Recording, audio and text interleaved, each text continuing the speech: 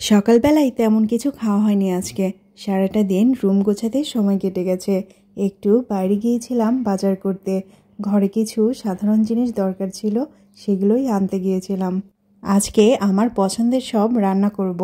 এখানে একটা বেগুন ভালো করে ধুয়ে নিয়ে কেটে নিব। প্রথমে বেগুনটা আজকে ভাজি করব, এজন্য প্রথমে এটা আমি চাকা চাকা করে কেটে নেব। এভাবে বেগুন ভাজি করে খেলে গরম ভাত এবং পোলাওয়ের সঙ্গে খুবই মজা লাগে আমার। তাই আমি প্রায়ই এভাবে বেগুনটা ভাজি করে থাকি। একটা চাকুর মাধ্যমে চাকা করে বেগুনটা কেটে নিলাম। এরপর একটা আস্ত সোনালী মুরগি কেটে নিব। বাজার থেকে মুরগিটার সবকিছু পরিষ্কার করে দিয়ে দিয়েছে, এখন শুধু ছোট ছোট টুকরো করে নিব। এই সোনালী মুরগিটা আসলে রোস্ট করে খেতে বেশি মজা লাগে। আজকে আমি রোস্ট করব না, একটু ঝাল করে রান্না করব। মুরগির ঝাল রান্না আর বেগুন ভাজার সাথে ভেবেছি একটু পোলাও রান্না করব। তো সবকিছু আগে থেকেই কেটে ধুয়ে পরিষ্কার করে নিলে রান্নাটা তাড়াতাড়ি হয়ে যাবে। মুরগিটা কাটা হয়ে গিয়েছে, এটা আমি খুব ভালো করে ধুয়ে নিয়েছি। পোলাওয়ের চালটা ভালো করে ধুয়ে ছাঁকনিতে উঠিয়ে রেখেছিলাম। এখানে আমি মুরগিটা রান্নার জন্য পেঁয়াজটা চাকা করে কেটে নিয়েছি। রান্নার সব উপকরণ একসঙ্গে গুছিয়ে নেওয়া হয়ে গিয়েছে আমার। পোলাওয়ের জন্য এখানে পেঁয়াজটা কুচি করে নিয়েছি আর কয়েকটা কাঁচামরিচ পোলাওয়ের মধ্যে দিয়ে দিব। কড়াইতে সয়াবিন তেল দিয়ে দিলাম। হিট হয়ে আসলে পেঁয়াজ কুচি দিয়ে দিলাম।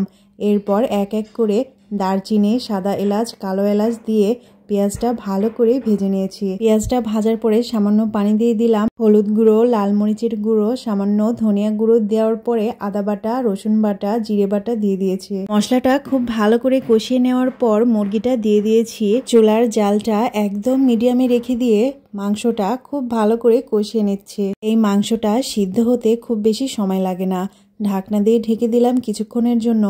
এরপর এর মধ্যে কয়েকটা আলু দিয়ে দিলাম। আলু দেওয়ার পর আবারও কিছুক্ষণ কষিয়ে নিব। মাংস কষানোর সময় পানিটা ছেড়ে দিয়েছে। মাংসটা প্রায় রান্না হয়ে গিয়েছে। নামানোর আগে গরম মশলার গুঁড়ো দিয়ে দিয়েছি। মাংসটা আমার রান্না কমপ্লিট। এখানে বেগুনটা ভাজার জন্য হলুদ গুঁড়ো, লাল মরিচের গুঁড়ো, সামান্য ধনিয়া গুঁড়ো আর পরিমাণ মতো লবণ দিয়ে মশলাটা বেগুনের সাথে মাখিয়ে কিছুক্ষণ রেখে দিয়েছি। ফ্রাই প্যানে তেলটা গরম হয়ে আসলে বেগুনটা দিয়ে দিলাম। বেগুনটা এভাবে ভাজলে খুব বেশি একটা সময় লাগে না। চুলার জালটা মিডিয়ামে দিয়ে বেগুনটা ভাজলে খুব তাড়াতাড়ি সিদ্ধ হয়ে যায়। আর আপনারা যদি এটা হাই হিটে ভাজেন তাহলে দেখবেন বেগুনটা পুড়ে গিয়েছে। এই তো আমার বেগুনটা ভাজা প্রায় হয়ে গিয়েছে। এরপর পোলাওটা রান্না করার জন্য হাঁড়িতে তেল দিয়ে দিলাম। তেলটা খুব ভালো করে হিট করে নিয়েছি।